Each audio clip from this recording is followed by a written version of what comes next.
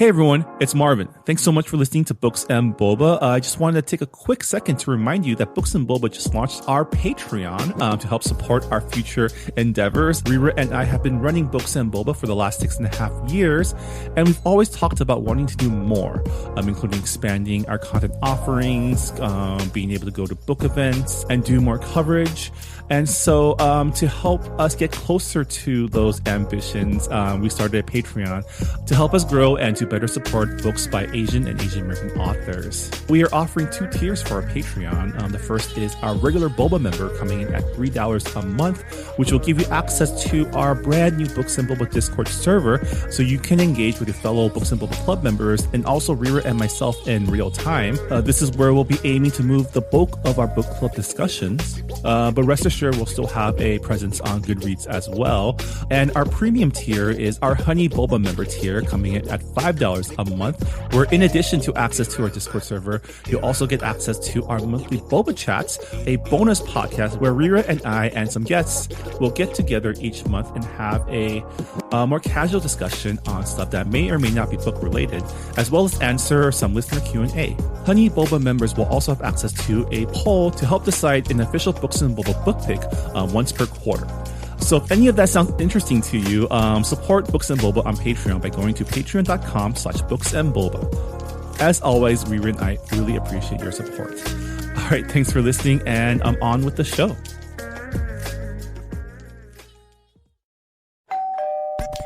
You're listening to Whoa! Potluck.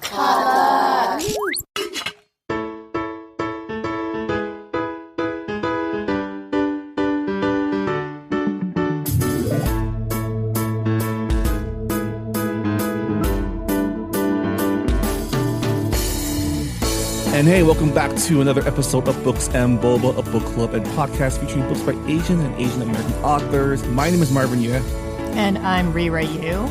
And we are here today with another author interview. This time we're chatting with Meredith Ireland, the author of The Jasmine Project, a YA rom-com. Would you say it's a rom-com?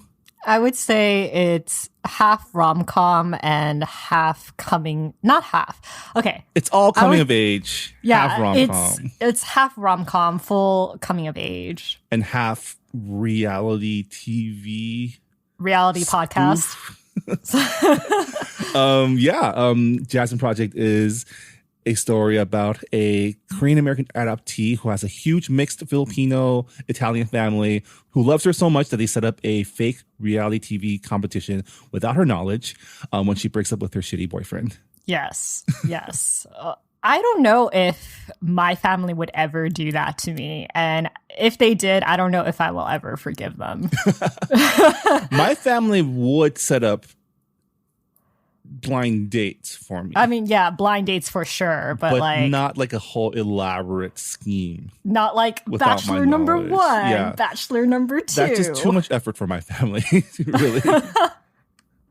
But we had a good conversation with Meredith. We talked about her journey to publication, how she came up with the concept of a Bachelorette spoof, and her development of Jasmine. So I really hope that you guys enjoy the interview and pick up the book when it comes out. Yeah, let's get to it. Here is our interview with Meredith.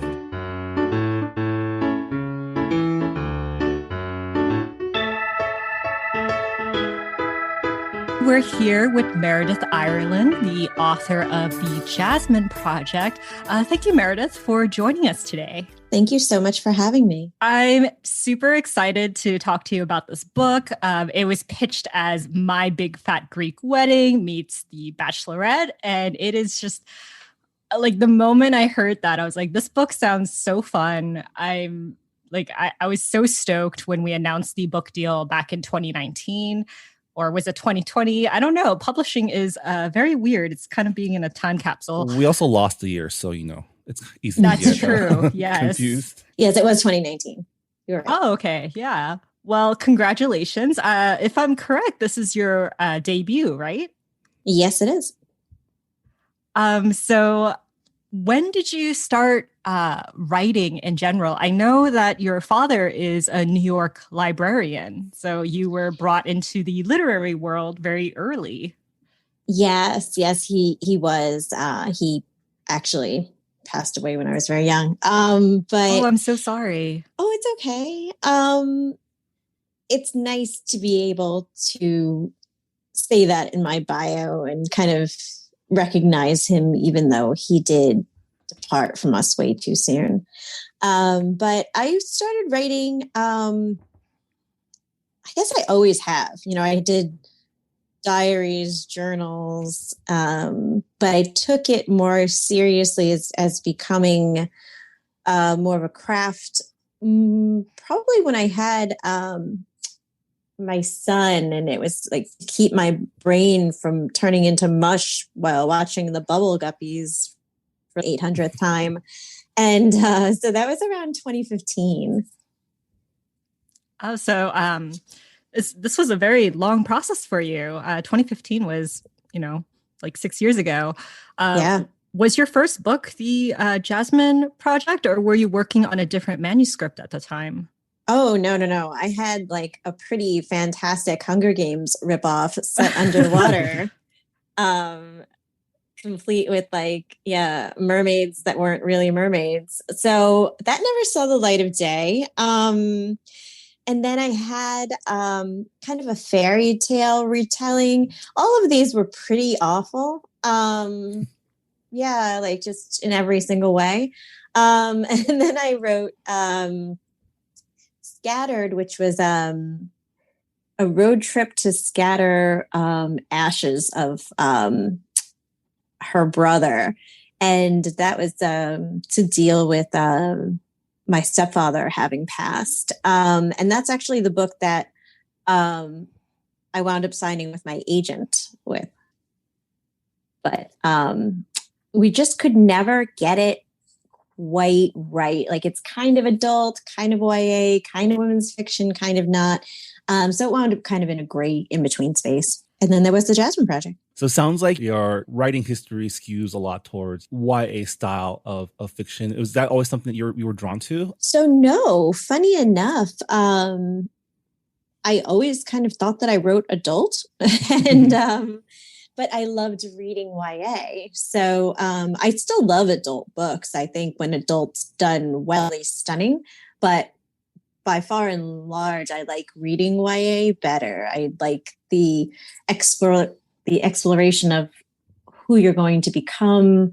YA is doing, adults catching up, but YA is doing much more, I think, interesting, diverse, cutting edge things than any other category is at this point.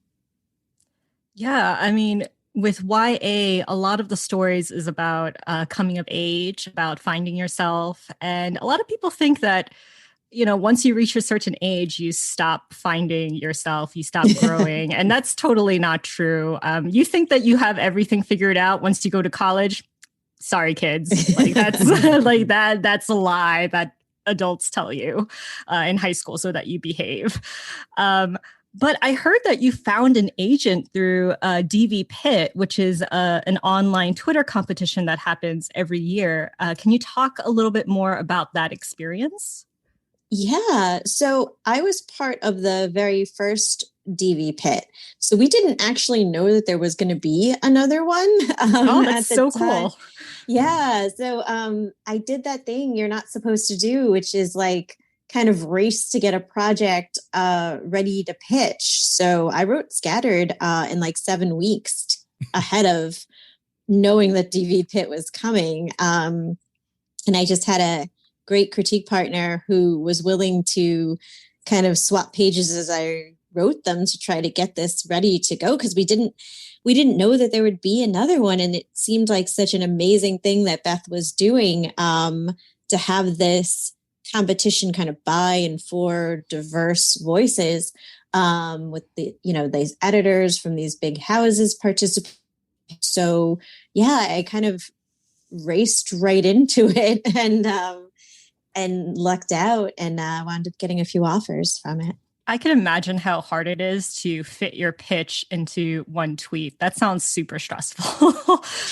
That was the old style too. Before we had the longer style. Yeah, It was getting it into 140, which was interesting. Yeah. So your debut novel, The Jasmine Project, is coming out on September 7th. Can you tell us a little bit about the story? Sure. So The Jasmine Project is about a girl who has kind of found herself trapped in the comfort zone where her life is good. It's good enough. She has a boyfriend that she feels kind of lucky to have, who she's been dating for a long time. She has a really loving family that's very large. And it takes place in Orlando, where I lived for a little while. However, she doesn't want to really be a nurse. She knows that things are off with this boyfriend, and she's kind of suppressing what she really wants to do with her life because she's too afraid to reach out for the things because she might lose what she has. And I feel like that's a thing that a lot of people, unfortunately, can relate to. Yeah. So what her family winds up doing is setting up this kind of the Bachelor competition. The only thing is they don't. That is something that I can picture Asian families doing simply because, we hear we have Asian parents who are like constantly matchmaking, and we have like nosy aunties. It's just something that you go through as an Asian child, I guess. But I did have a question. You are an adoptee. You're a Korean American adoptee. So my question is, did you, I guess, like before, with the surge of diverse stories, I'm guessing that you didn't really see yourself represented in young adult literature growing up. Oh, never. No. And I really like the fact that you made such a diverse family for the Jasmine Project. Can you did you come from a pretty big family, a diverse family? So, yes. So my family was Italian. When I was young, unfortunately, I don't know why death is like the recurring theme in this conversation, but unfortunately, many of them were older when I was adopted. So my family is not as large as it was back then. But, for example, my cousin, he is Latinx, and then he married a girl who's from the Dominican Republic. And that's probably where I got Davy from. My children are biracial. I think I wanted to write a family that kind of reflects the world around me.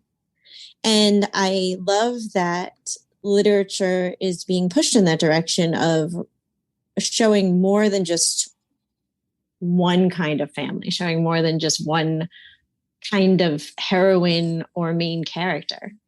Yeah, I love the fact that you construct this family from two, I guess, stereotypically large families, like cultures with large families, large meddlesome families, and very I don't know if we've all been to a Filipino or Italian party, but can you tell us how you constructed the Yap family? Sure. I guess the original thought was to have, because this idea was quite collaborative between myself and my editor at the time, Jennifer Ong. And she wanted to have this big Asian family. And I said, to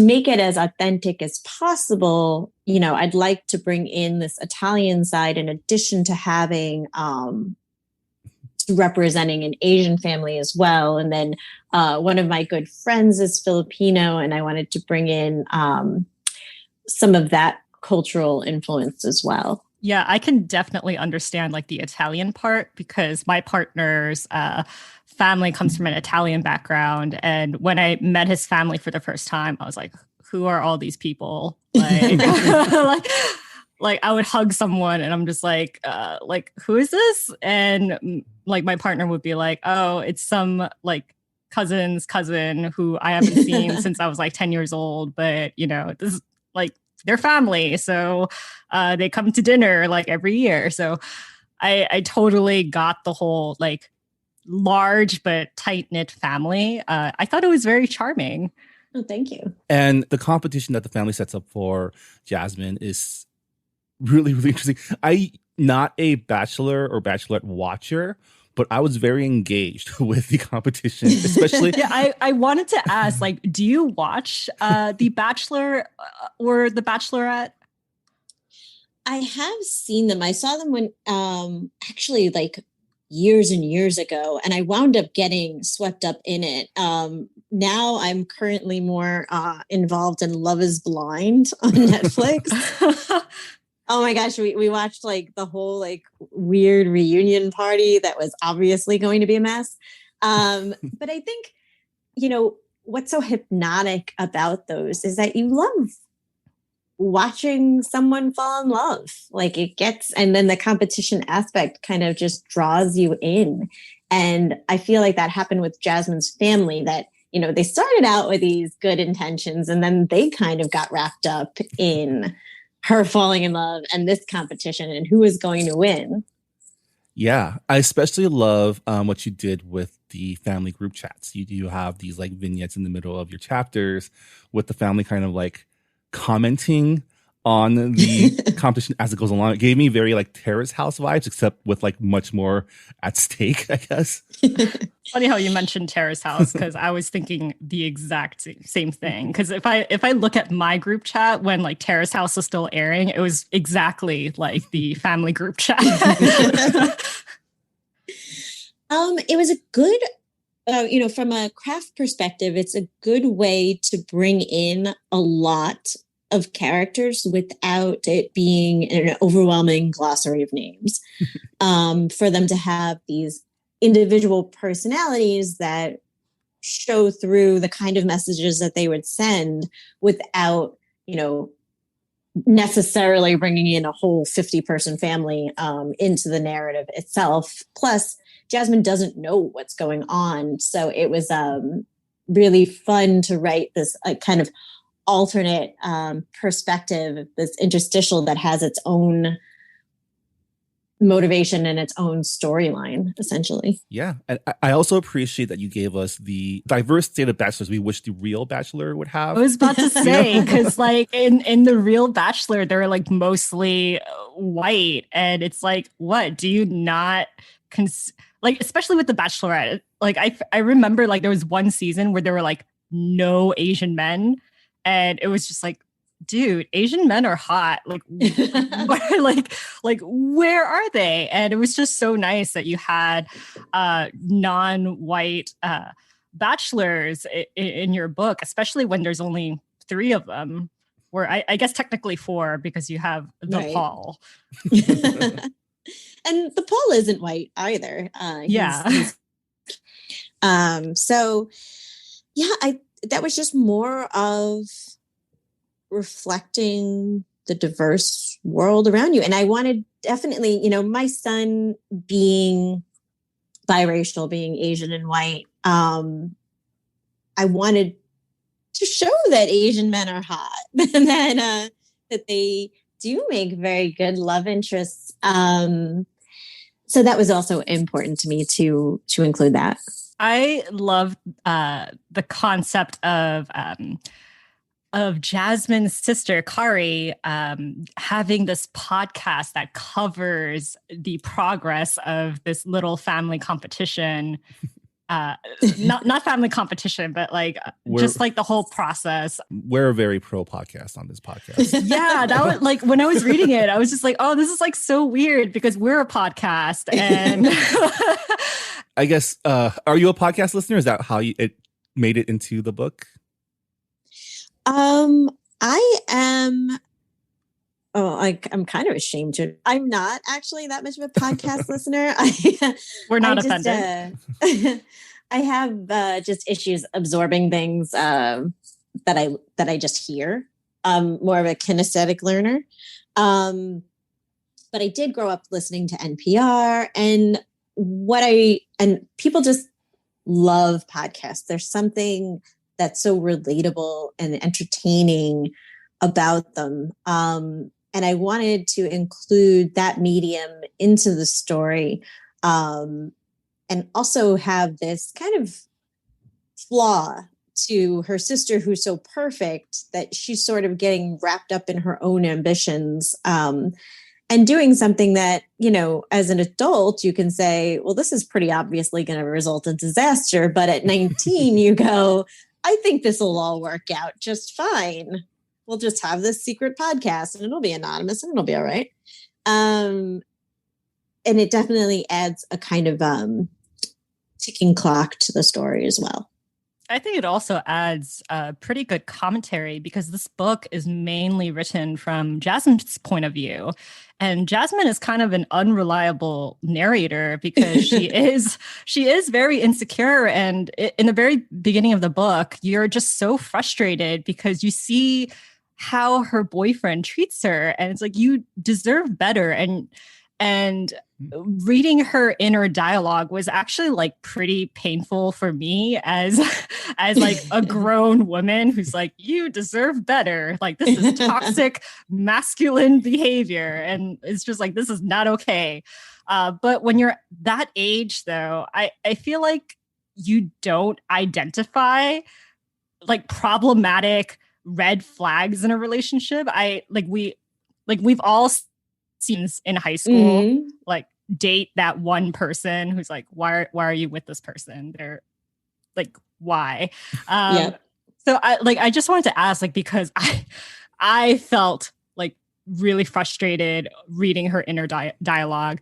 Was it frustrating for you to write in Jasmine's perspective and just like writing all of these insecure thoughts?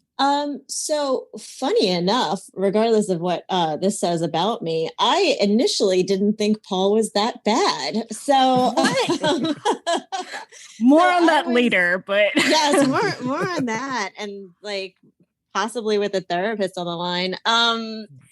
So what I wanted to write was a relationship that's not good. It's not over. I didn't think it was overtly toxic, because a lot of times you'll be in a relationship that's okay. And especially if it's long, if it's ongoing, if you've been with this person for years, you tend to overlook the things that in a new relationship, I think you would say, okay, that's not acceptable. But you have 3 years of history. He's been your only boyfriend. And so things have like kind of slid downhill for her at the start of the book. And she, I think there's always a part of you that knows it, but she hasn't quite accepted it at that point. And I liked writing somebody who is not this princess assassin who can like burn down the world with a glance, who really needs to kind of discover more of her own self-worth and self-love. So between not thinking Paul was all that bad in the beginning and just wanting to show a character that needs to grow, I actually liked writing her because she has a good heart. Yeah, like I'm glad that you mentioned like the whole, I guess like quote unquote strong female character who, can wield a bow and arrow and, take on like a corrupted regime. And, because I feel like strength comes in different forms. And I just like the fact that Jasmine, even though she is kind of a doormat in the beginning, you see that she really does have a big heart.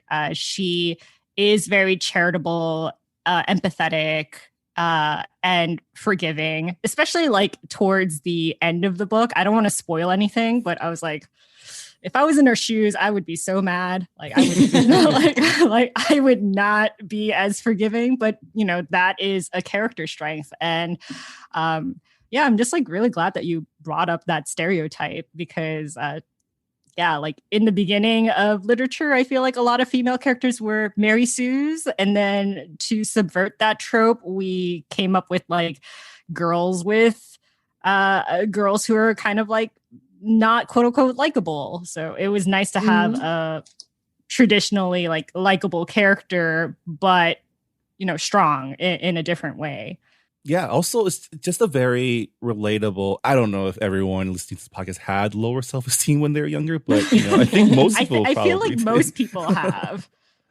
And it's, you know, the thing with like reading or watching things set in high school now is like there is that sort of cringe, but it comes from a very personal, like, oh, I remember that feeling sort of place, right?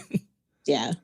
I mean, we're adults, though. Like, the main target audience are, you know, readers in high school. Are you saying this book was not made for me? Because there's podcasts in it. It was definitely made for me. Yeah, like when I was reading the podcast parts, I was like, oh, dang, like Kari is getting like sponsors. She's getting like free like, I was just like, wow, she's managing her brand really well. I could take tips from her. Like, but I also really like the setting because Florida is not really a setting that I see that often, especially when it comes to like Asian characters. They're either in like the coast, like East Coast or West Coast, where there's like a high Asian population, or just somewhere in the middle of nowhere where there's no Asian population. So, and also like I'm from Georgia, so I was like, oh yeah, like Florida is like, you know, literally the only state like southward, and I felt like the environment was similar enough that I like could totally like vibe with it. But you talked about how you lived in Orlando for a bit. So can you tell us more about why you decided to set it in Orlando, like instead of like, I don't know, like more of like a metropolis? Mm-hmm. So I went to college in Orlando, in Winter Park, which is exactly where the book is. Oh, set. It's an actual town. Okay. It is. It's an actual place. And it does have a significant amount of wealth, which is also a kind of a recurring, I wouldn't say insecurity, but it's something that she does not have that some of her friends and Paul does. So Rollins probably was the first place that I felt like was mine. Like I had, you know, the really, in retrospect, not great, but in the time I thought it was great, you know, student housing. And so I had my own, you know, studio apartment that, you know, I don't know, it's kind of like extended daycare, but it was a lot of fun. And I really loved living there. And there's not a ton of diversity. There are a lot of people. It does feel very welcoming. And so I wanted to kind of set it in the first place that to me felt like home outside of New York City where I grew up. I want to talk a little bit more about Jasmine.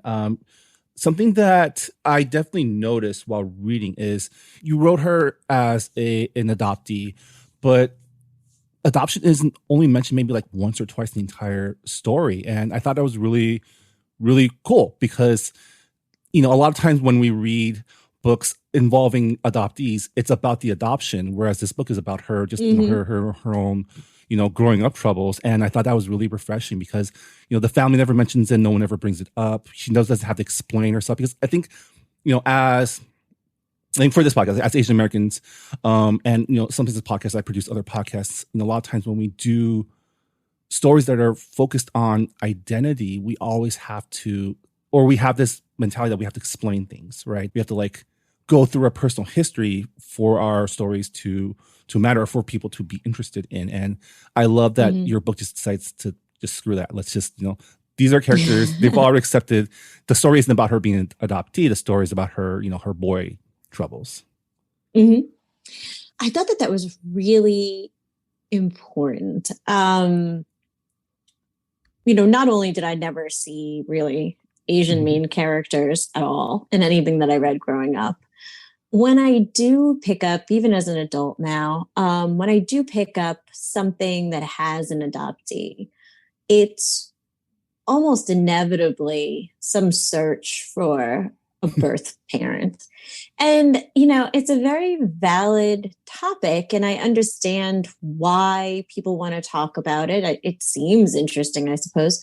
Very often they're not written by adoptees. They can be at least mildly offensive, as if, I don't feel whole unless I find the woman who gave birth to me. And it's like, well, we do other stuff. We fold laundry, like we go out and go for a walk. Like there's a whole other facet. I mean, it's like everybody else's life in a way.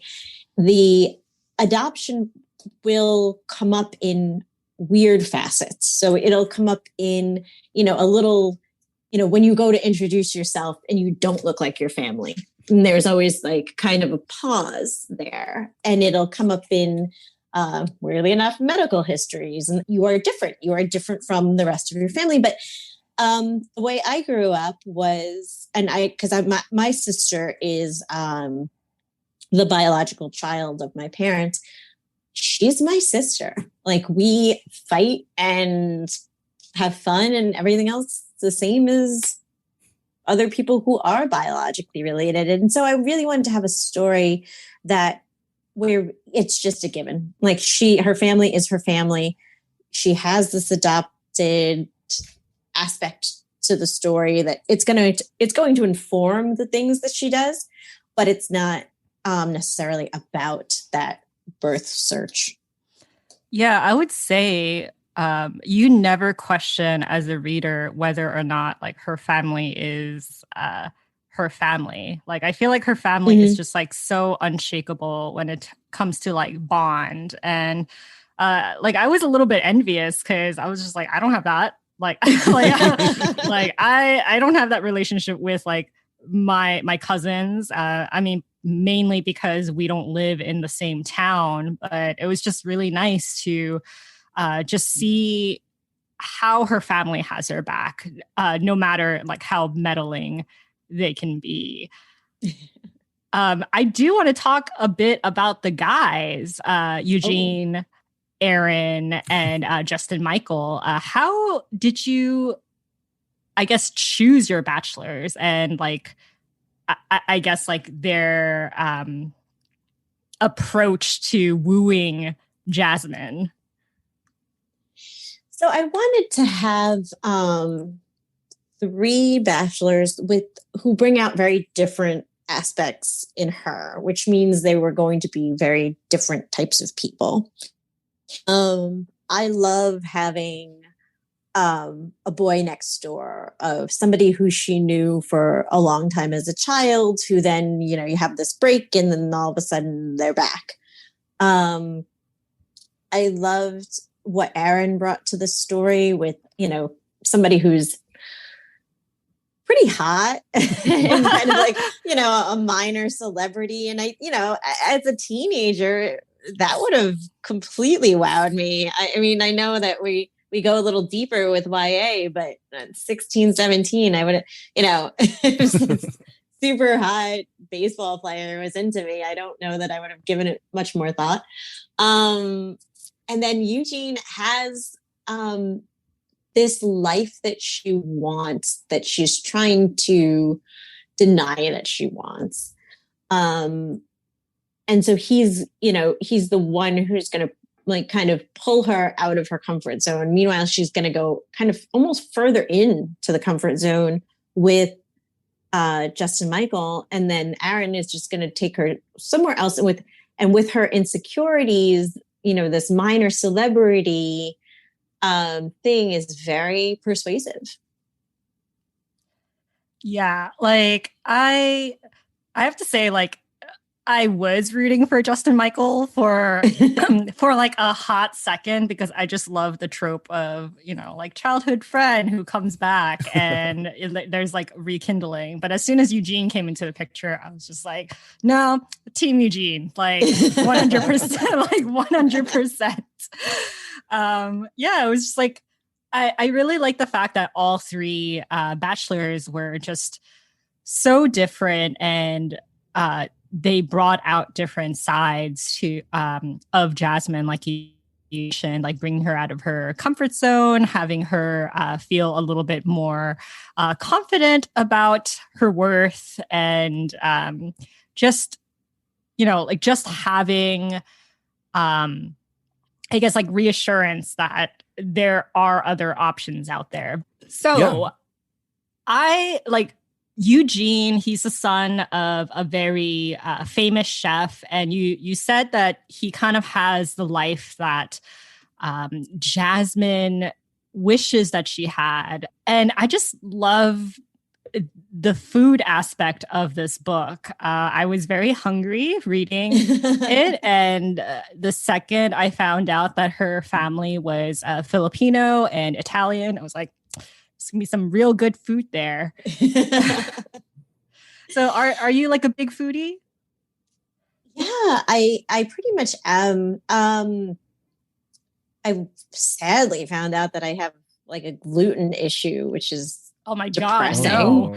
Right? Yeah, there's nothing quite like having grown up Italian and then realizing as an adult that you have a gluten issue, because there goes most of the stuff that you used to eat. But the substitutes have become very good. They really have come a long way with like rice pasta and things like that. But bread is just not something that can be imitated without gluten. So that's quite sad. Yeah, so I would say I started cooking young. I remember making meatballs with my grandmother. And then I was around 12, I want to say, when my mother, who does not like cooking, quit. And so we ordered out for like a year until somebody got it together, which was me, to start, making dinner again. Because she wound up in this job she was working, I don't know, like probably 60 hours a week. And she'd get home and she'd have 3 jokers who were just sitting there since after school and, was not in the mood to whip something up. So I started cooking young. And then in between college, like right after college, I didn't really know what I wanted to do with my life, which is a interesting kind of quarter life crisis. And I wound up waiting tables and bartending at a couple of fine dining restaurants before I went to law school, which definitely upped the foodie factor in my life, because when you wind up working in the service industry, you wind up eating at your friends' places and your place, and you have these chefs who are explaining, how the food pairs with the wine and all these like really kind of interesting tips and facts that kind of found their way into the Jasmine Project and informed a lot of what she wants to do. I also appreciated that there was a lot of boba in this book. Like they go to so many tea shops. Do you have a go-to boba order? I love almond tea. Good choice. That's a good one. Yeah, I'm an almond tea girl.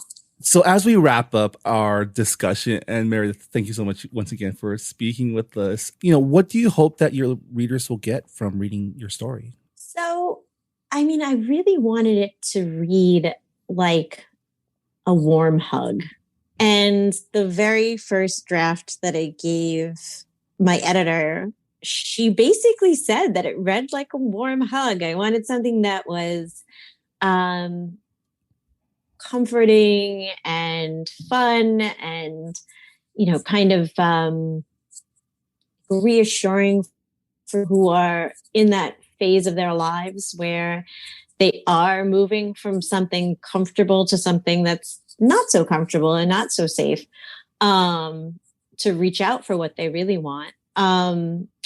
And I hope that, especially younger adoptees, younger Asian readers will get some confidence out of reading the story. Yeah, definitely. I joked earlier saying that, you think that you're done becoming when you're young, but it's just a process that you go through life, even as an adult. And as an adult reader, reading this, I definitely related a lot to Jasmine and her fear of taking risks and pursuing what she wants to do, but also feeling really scared and feeling held back. So I think you did a really great job of relaying that message. I know that you have another book coming out next year. Can you share some details about it? Absolutely. So this one, Enemies to Lovers is like catnip for me. I don't know. This is probably one of those other therapy things that we should talk about. But You're not alone. A lot of my friends who love romance and YA romance love that trope. My co-host is not accepted from that list. It has to be done well. That's the thing. So these two are, when I went to high school, I went to a strange, it could not be more pretentious, but they call it Elite Nine in New York City. They're kind of magnet schools. I guess that's what around the country they would be called, but it's more than that. Because at this juncture, I think all of them except for LaGuardia, you have to test into. So when I went, you didn't have to test into them. It had to have a 93 average in seventh grade from your citywides and then your 4 main courses. And if you did, you would be offered admission to my high school. So I went to an incredibly competitive public school.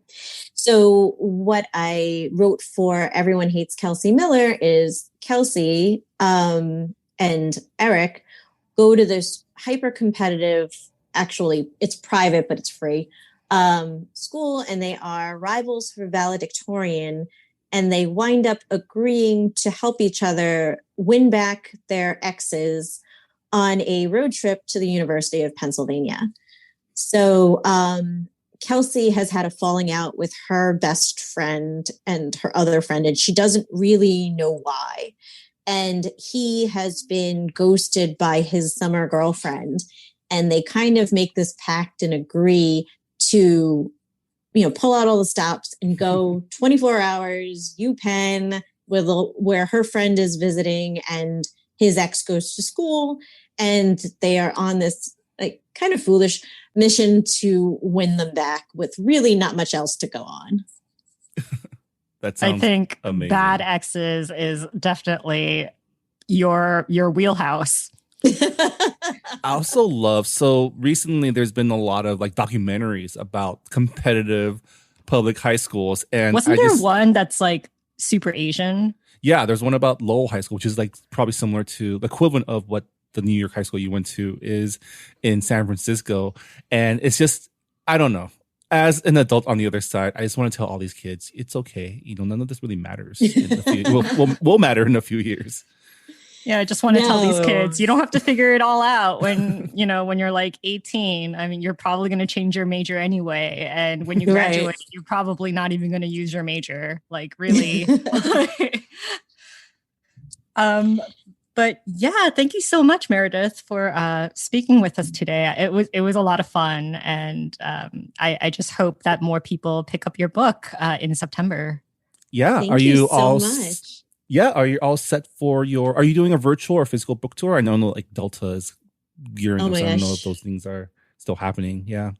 Yeah, everything has been shifting. There were supposed to be 4 events in person, and now I think 1 is. But yeah, so we're just kind of have to roll with it. But I will be able to.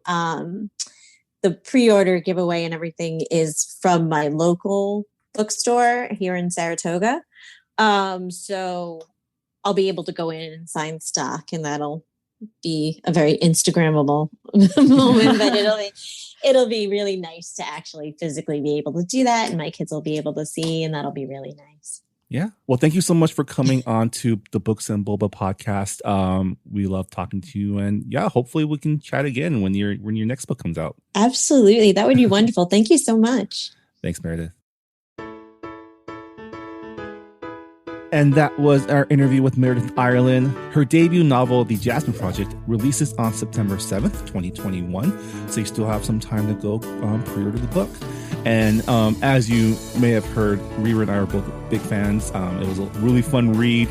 You know, it got me interested in Bachelor-related media. So, you know, I guess that's a win for... I think you and I are... like we mentioned like Terrace House earlier, like we're not like super into reality shows and dating, but like once we get hooked, we're very invested. Yeah, I think it helps that the characters are so well developed and they're a lot of fun. You know, I tried watching F-Boy Island on HBO Max and I just could not get through it. So, you know, hot messes aren't for me, but cringe, high school, rom-com, you know, I kind of dig. All right, so yeah, check out The Jasmine Project in bookstores everywhere soon. But with that, let's remind everyone what book we're reading this month for the Books and Boba Book Club. Rira, what is our August 2021 book pick? We are reading Patron Saints of Nothing by Randy Ribay. It is a YA contemporary novel about a Filipino-American teen who goes back to the Philippines to learn the truth about his cousin's murder during President Duarte's war on drugs. We'll be discussing that book at the end of the month, so stay tuned for that. But on that note, that'll do it for this episode of Books and Boba. Thank you so much for listening, and we'll see you next time. Bye, everyone. Bye. Thanks for listening to Books and Boba. This podcast was hosted by Marvin Yue and Rira Yu and edited and produced by Marvin Yue. Follow the book club on Twitter and Instagram by going to @BooksandBoba and engage with us on Goodreads on our Goodreads group. You can also check out past episodes of the podcast by going to booksandboba.com and by subscribing to us on your favorite podcast app. Don't forget, you can support Books and Boba and Asian American authors by purchasing books at our bookshop.org account. Check out the link in our show notes and also at booksandboba.com. Books and Boba is a proud member of the Potluck Podcast Collective, a collective of Asian American hosted podcasts featuring unique voices and stories from the Asian diaspora. Learn more about the collective and check out our fellow Potluck shows by visiting the website podcastpotluck.com. Thanks for listening.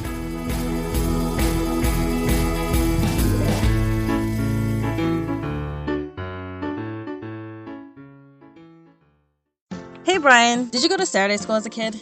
I sure did. Did you? Totally. Well, at our podcast, Saturday School, we don't teach a language, but we pass along the culture that we do know. And that's Asian American pop culture. Ada's a journalist, and I'm a professor and film festival programmer. We've watched a lot of great Asian American movies, and we want you to watch them too. Come listen to us as we look back at the pioneering films that have led us to today.